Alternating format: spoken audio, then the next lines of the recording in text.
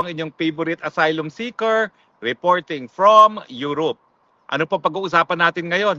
Nako po, napakalaking balita. Kung nagtataka kayo kung bakit biglang nawalan tayo ng 128 toneladang ginto sa ating national reserves, ito po sigurong eksplanasyon. Bumuo po ng isang special investigation team ang Hong Kong Anti-Money Laundering Office para imbestigahan ang di umano ay money laundering activities ng mga Marcos. Opo, ang pamilya ng Junior na ayaw hair follicle test dahil maraming nagdududa na siya ay bangag.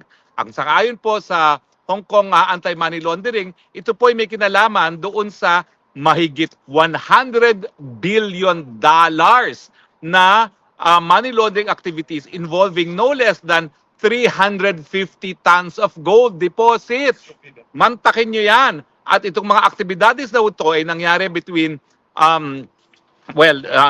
yung mga panahon na talunan ang Marcos Jr. Pero I'm sure pinakikinabangan hanggang ngayon dahil nga hindi natin naintindihan kung ano nangyari dun sa 128 billion na biglang nawala sa Central Bank Reserves.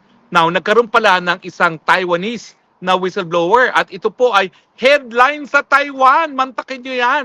Bida na naman ang Marcos family dahil headline po sa Taiwan nung nasimulan ang money laundering investigation laban kay Marcos Jr. Ngayon, maiiwasan ba niyang investigasyon dahil siya ay isang pinuno ng bayan?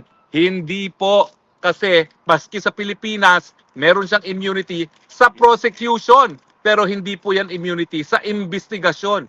Kaya nga po nananawagan ako na kung ang mga dayuhan gaya ng Hong Kong at Taiwan ay nag-iimbesta sa money laundering, bakit hindi sa Pilipinas? Kinakailangan po ang ombudsman mag-imbestiga na rin. Dahil napakalaking halaga po ito. Hindi po pwedeng kinita yan sa sweldo ng isang presidente na kanyang ama o kaya naman sa sweldo niya bilang gobernador o congressman.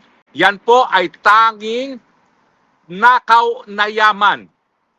Kung meron po talagang 100 billion at 350 tons na gold, dapat po yan mapunta sa mga Pilipino sa libreng gamot at libreng paggamot, sa libreng edukasyon, sa libreng irigasyon. Hindi po yan dapat pakinabangan ng mga bangag.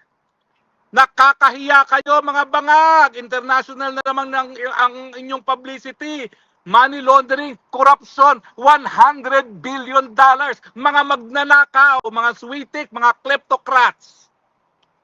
Ewan ko nga ba bakit hindi pa kayo pinaparusahan ng Panginoon. Pinakamataas ang pagkagutom mula nung COVID. 52% ng ating mga mamamayan gutom. And yet, 100 billion ang inyong ninakaw. Magkanong kabubuang ninakaw nyo, mga magnanakaw ng mga Marcoses? Kasama ka na dyan, Marcos Jr. Mahiya ka, ang kakapal na mga mukha ninyo. Kung talagang meron kayong kahihiyan, maghari-kiri na kayo nang kayo'y mapatawad ng sambayan ng Pilipino. Pero kayo po ay talagang nakakahiya.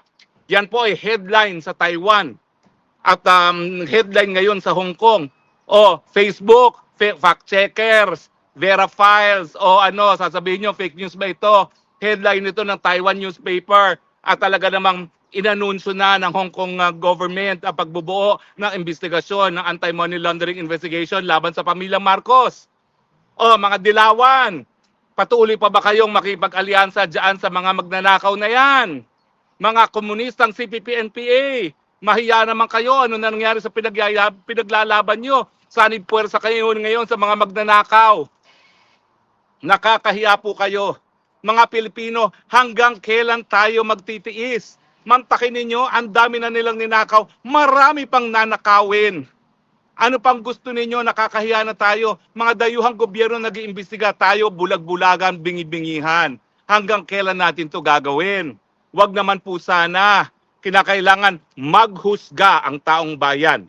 Maghusga. At dahil yan po ay nakasaad sa ating saligang batas, taong bayan ng tunay na soberenya, 2 beses na natin sinisante ang mga walang kwentang mga lider, ay ito na po, pinakamalakas na ebidensya, kurakot ang pamilyang Marcos dahil sa nila kinuha yung 100 billion na yan at 350 tons of gold. Kunin na natin yan habang pwede pa natin kunin. Dahil kung yan ay naibenta daw di umano yung mga 120 tons of gold, hahanapin natin kung saan ang pera niyan. Meron po yung money trail. Yan po ang hanapin nyo. Huwag yung mga gaya ni Harry Roque na ang pundar ay galing sa hirap. Wala po akong ganyan kalaking nakaw. Wala po akong nakaw kahit ano, full stop. Lahat po ng pera ko pinaghirapan po namin. Hindi lang po ng aking pamilya, kundi aking mga ninuno. Wala po kaming maruming pera. Wala po kaming nakaw na yaman. Hindi gaya ninyo. Hindi na ba kayo nahiya sa mga apo ninyo at mga susunod na henerasyon na talagang nakaukit na sa buong daigdig? Ang pinakakurakot na pamilya according to Guinness Book of World Records ay ang mga Marcoses. At eto na pong ebidensya. Bakit hindi ang mainstream media hindi pinipick up ito? Sabihin nyo nga sa akin, mainstream media, headline sa Taiwan, tapos balitang-balita sa Hong Kong, kayo tahimik. Yung mga tycoons na nagmamay-ari ng mga pahayagan at mga TV stations, bakit hindi nyo isiwalat ito? Nang madagdag pa ito sa napakadami ng kasalanan ng Bangag administration. Ano ba naman yan? Ewan ko ba? Alam ko talaga na ang mga alta nagko-cocaine. Hindi ko makakalain ganito kung karami talaga ninakaw nila. Kasi itong 100 billion na ito, bukod pa ito dun sa na-recover na ng PCGG, na almost 1 billion din ang na-recover na nila. Mantakin ninyo, magkano ninakaw talaga nila sa taong bayan? At patuloy pa rin siguro ngayon. Kung ano yung strategy na ginawa nila para magpayaman ng panahon ng Marcelo, sigurado ko nangyayari pa rin ngayon. Kasi nga, nasa dugo pala ang pagiging magnanakaw at mga klepto. Diba? Taong bayan, itong panawagan ko. Mahiya naman tayo. Nakakahiya na po. Kung ang buong daigdig, alam na magnanakaw ang leader natin, na wala pa rin tayong gagawin. That reflects badly on our national identity. Nagbubulag-bulagan, nagbibibihihan sa magnanakaw na presidente. Maghusga po tayo, hindi po to krimen, hindi po to incitement to sedition. Ang people power po, nakasaad yan sa saligang batas. Gamitin natin ang kapangyarihan natin. Ibalik natin ang mga ninakaw na yaman sa kaban ng taong bayan. Saan ba manggagaling yan? Hindi po pwedeng nanggaling yan sa Yamashita gaya ng sinasabi niya dahil wala naman basehan yan. Hindi naman sila nanalo ng loto. Yan po ay galing sa pawis, lalong-lalo na ng mga OFWs dahil ang mga kumikita naman talaga sa Pilipinas ay mga OFWs. Galing po yan sa pawis at sa luha ng mga OFWs na pinagsamantalahan at linapa ng pamilya Marcos. Hindi po libelous ito. Demanda nyo ako. Madidemanda nyo ba ako? Nanggaling yan sa opisyal na binuong investigation na committee ng Hong Kong government. At galing po yan sa isang whistleblower na Taiwanese. Sana nga isiwalat ng mas detalyado. Yung China Morning Post, kung ano-anong sinasabi ninyo laban kay Duterte, bakit hindi nyo isulat ngayon to tungkol sa investigasyon na nanggaganap ngayon sa Hong Kong? Diba? Huwag naman obvious ang mga pinapanigan ninyo. Ito po malaking balita, bakit hindi lumalabas sa Pilipinas? Diba po? Ulit po ang panawagan ko, alam na naman natin, klepto ang mga Marcoses. Ang tanong, hanggang kailan tayo mananahimik? Dapat maibalik yan sa taong bayan. Mapuntay ang perang yan sa libreng tanghalian ng mga nagugutom na kabataan, libreng tuition, libreng gamot at libreng paggamot, at mga kalsada na walang tongpat sa pinagkikitaan ng presidente at ng mga senatong at congressman. Nasa atin pong kamay ang ganyang kapangyarihan. Panindigan natin ang karapatan natin, panindigan natin ang malinis na pamumuno. Tama na po, sobra na.